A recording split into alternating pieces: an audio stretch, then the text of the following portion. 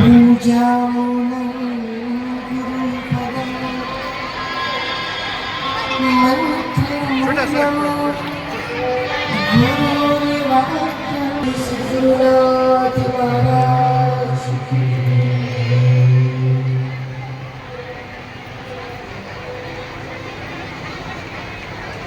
पिपल गांव की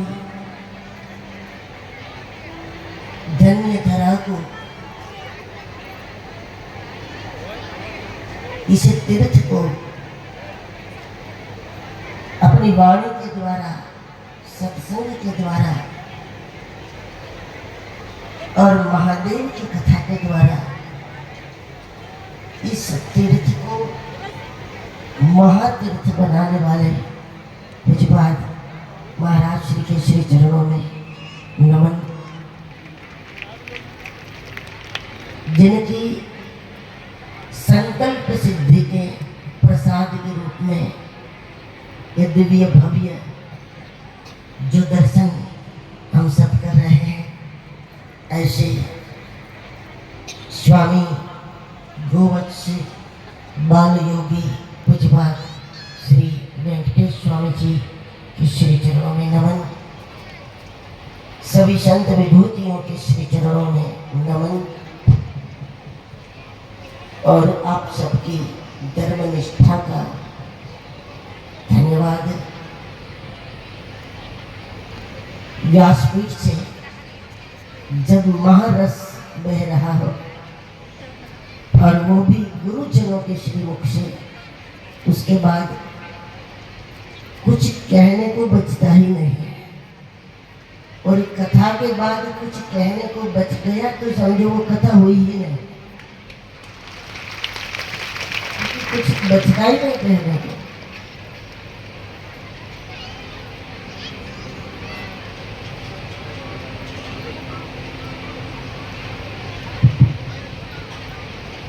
लेकिन व्यासपीठ की आज्ञा है, गुरु आज्ञा है, इसीलिए दो शब्द रखने का प्रयास करूंगी। जब हम प्रयाग में थे तो लगा कि कुंभ यहाँ है, वहां से हम गिरनार शिवरात्रि में गए तो लगा कि अब प्रयाग गिरनार में पहुंच गया है, और गिरनार से अभी पिपल गांव आए तो लगा कि प्रयाग यहाँ। इसका मतलब है कि भारत में कुंभ निरंतर है। भारत में कुंभ का कभी विराम नहीं होता, बस वो स्थान बदलता रहता है, क्योंकि देवताओं के पास तो खड़ा भर अमृत है, लेकिन पृथ्वी के ऊपर तो सोई वसुधा तल सुधा तरंगी। यहाँ तो नदी के रूप में अमृत बहता रहता है, और इसीलिए यहाँ कुंभ निरंतर है। लेकिन इस सिद्ध स्थान में, इस गुरुभूमि में आने का मेरा बहुत मन भी था,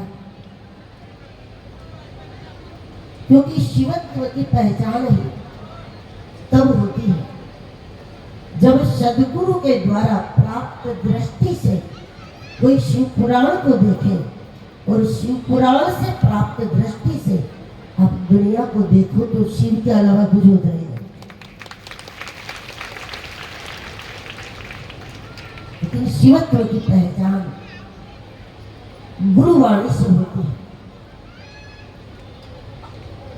और जब शिव कथा होती है और जब कहा जाए कि शिव व्यापक है, शिव सर्वत्र है, शिव ही शिव है, तो लोग पूछेंगे कि भी कहाँ है शिव, किसने प्राप्त कर लिया शिव पुराण से शिव को। व्यास जी तो कहेंगे कि शिव कथा शिवलोक में ले जाती, लेकिन कौन पहुंचा? जब राम कथा होगी तब कहा जाएगा कि राम कथा से लोगों का परिवर्तन हो जाता है, चरित्र सुधर जाता है। लेकिन बाद में कोई लोग पूछेंगे भाई कौन सुधरा, कितने लोग सुधरे। जब भागवत कथा होती है तो कहा जाएगा कि मोक्ष होता है, और फिर लोग सवाल करेंगे कि कितनों का मोक्ष हुआ, इसने मुक्ति का अनुभव किया। ऐसा इसलिए नहीं होता कि जब तक भगवान की कथा, चाहे शिव कथा हो, भागवत कथा हो, राम कथा हो, लेकिन ये कथाएं जो है जब तक हमें इस प्रकार से गुरुवाणी के रूप में प्राप्त नहीं होता तब तक हम परिणाम नहीं देख पाते। यदि महाराज जी के श्री मुख से भागवत सुन लो तो कोई सवाल नहीं करेंगे कि कैसे मोक्ष होता है, हुआ कि नहीं हुआ। महाराज जी के श्री मुख से राम कथा सुनो, कोई सवाल नहीं उठेगा कि परिवर्तन होता है या नहीं होता है।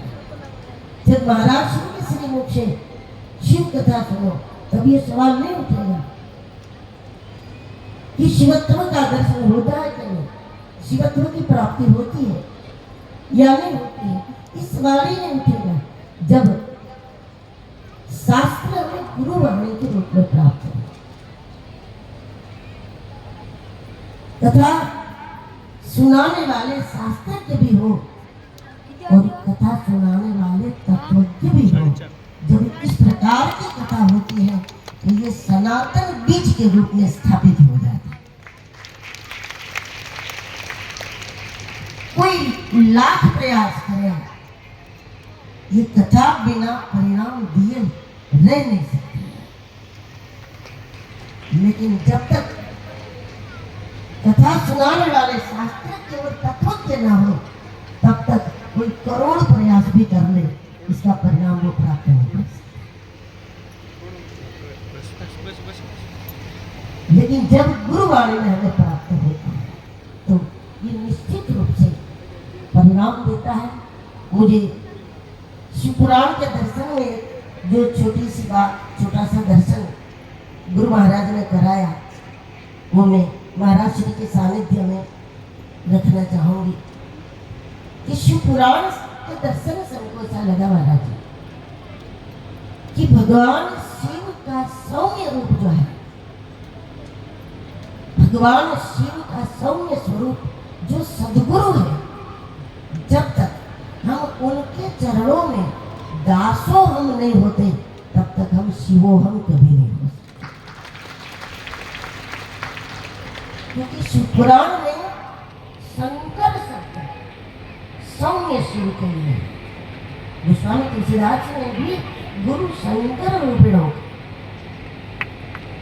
जब दो हाथ वाले शिव की बात है, मानव रूप वाले शिव की बात है, वहाँ शिव शब्द प्रयोग न करके वहाँ गुरु शंकर रूपिणों, वहाँ शंकर भाप्तिमग्रम दीनम माम समुद्र भवानवा कर्मग्राह गृहीतांगम दासोहम तब शंकर। तो गुरु के प्रति जब तक हम दासोहम नहीं हो जाएंगे, जब तक गुरु का दास नहीं बनोगे तब तक देह भाव हटेगा, तब तक देह वासना मिटेगी कैसे। शरीरधारी हमेशा वो स्वयं देहधारी होने के कारण दूसरों की भी देह वासना बढ़ा देता है, क्योंकि देहधारी देह वासना कभी नहीं मिटा सकता। लेकिन एक सद्गुरु है जो स्वयं देहधारी होकर भी शिष्य की देह वासना को समाप्त करता है।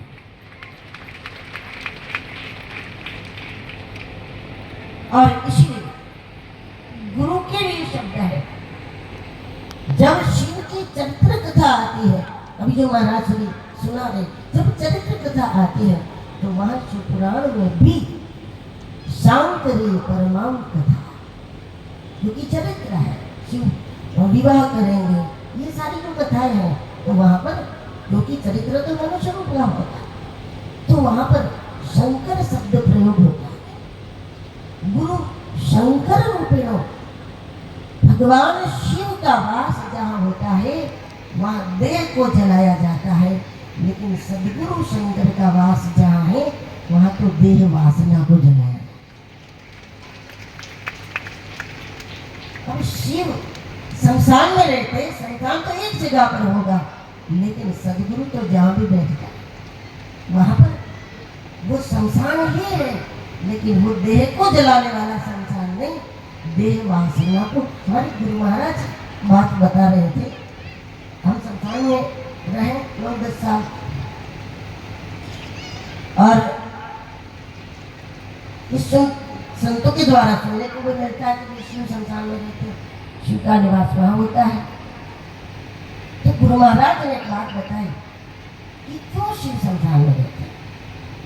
जब किसी का शरीर छूटता है तो स्वाभाविक है कि वो जीवात्मा उसी शरीर में जाने के लिए तड़पती है, और जब शरीर को उठाकर संसार में जाते हैं तब वो उसके साथ साथ चलकर संसार तक वो जीवात्मा जाती है। लेकिन जब उसको उसका दाह संस्कार हो जाता है शरीर का, फिर तो सारी आशा खत्म हो गई। जब दाह संस्कार हो गया, कुटिया ही जल गई, तो अब उसमें जाने का कोई सवाल नहीं। और जब कुटिया जल गई, शरीर जल गया, और वो उतना ही नहीं, जलाने वाले अपने ही थे, घर के ही लोग थे। और घर के ही लोगों ने जब ये शरीर को जलाया और जलाकर सब चले जाते हैं, तब ये जीवात्मा शमशान भूमि में फूट फूट के रोती है। और वो रोना इतना होता है, वो आक्रंद ऐसा होता है, जीवन पर्यंत जितना रोए उसको इकट्ठा करो तो भी उसके बराबर नहीं होता है। वो शमशान में जीवात्मा जितनी फूट फूट के रोती है, अपनों ने जलाया, जला के चले गए, कुटिया ही न बची। और जब वो रोता है, कोई सांत्वना देने वाला नहीं होता। वहां उमा महेश्वर प्रकट होकर के उसको सांत्वना, जगदम्बा उसको अपने वरद हस्त का स्पर्श करके सांत्वना देते हैं। और भगवान शिव उसको शब्दों के द्वारा बताते हैं कि तू क्यों रो रहा है। बोले मेरे अपनों ने जलाया और जलाकर चले गए, उसने मुझे छोड़ दिया। तब भगवान शिव कहते हैं कि जो तुम्हें छोड़ दे वो तुम्हारा अपना नहीं हो सकता, और जो अपना होता है वो कभी छोड़ता नहीं है। और इस परिस्थिति में भी मैं संसार में तुम्हारे सामने प्रकट रहा हूँ, यही प्रमाण है कि मैंने नहीं छोड़ा है। मतलब तुम किसी को भी अपना समझ लो तो तुम्हें रोना ही पड़ेगा, अपनों को अपना समझो तो कभी नहीं रोना पड़ेगा, किसी को भी अपना समझो तो रोना पड़ेगा। तो इसीलिए गुरु महाराज हमारे बताते हैं कि शिव इसीलिए रहते हैं यहाँ पर कि जो यहाँ आकर रोता है महादेव उनको सांत्वना प्रदान करते हैं। लेकिन शमशान में वैभव नहीं होता, लेकिन जहाँ पर भगवान शिव का वर्णन है, शिव पुराण में भी जहाँ भी शिवत्व का वर्णन है वहाँ वैभव आप देखो, बहुत प्रकार के पंछी, बहुत प्रकार के पशु, बहुत प्रकार के फूल, बहुत प्रकार के पेड़, ये अद्भुत जो कैलाश का वर्णन है, ये कैलाश के वैभव का एकमात्र कारण है। शिव पुराण में लिखा है कि सभी प्रकार की गौ माताओं का कैलाश में निवास है। कैलाश में सुरभि, कैलाश में कपिला, सभी प्रकार की जितने भी गाय होती है प्रकार की, तो सभी प्रकार की गौ माताओं की गौशाला, क्योंकि एक एक नाम लिखा तो एक एक गाय तो नहीं होगी, मतलब वो सारा वंश होगा उस गाय का, वो सारी नस्ल की गाय होगी वहां पर। तो जहाँ पर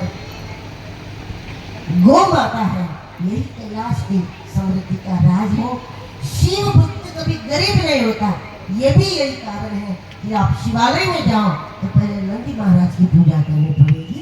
जो गोवंश की सेवा करेगा वही शिवालय में प्रवेश करेगा, और जो गोवंश की सेवा करके शिवालय में प्रवेश करेगा वो सीधी बात है, वो कभी दरिद्री हो ही नहीं सकता, वो कभी गरीब हो ही नहीं सकता।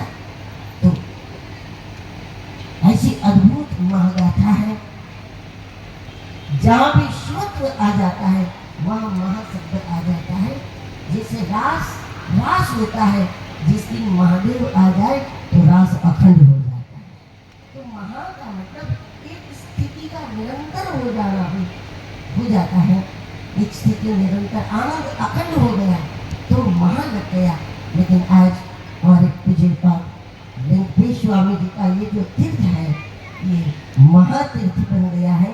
ये कुंभ नहीं, महाकुंभ बना है, क्योंकि महादेव की कथा का, और वो भी गुरुवाणी में जो प्राप्ति हो रही है, तो निश्चित रूप से ये दुर्लभ ही, ये अमोघ है। दुर्लभ भी है लेकिन ये अमोघ है, जो बिना परिणाम दिए नहीं रहेगी। ये वो वाणी है जो निश्चित रूप से परिणाम ला करके रहेगी। और ये महातीर्थ में मुझे आने का जो अवसर प्राप्त हुआ, इसके लिए हम स्वामी जी के चरणों में भी नमन करते हैं।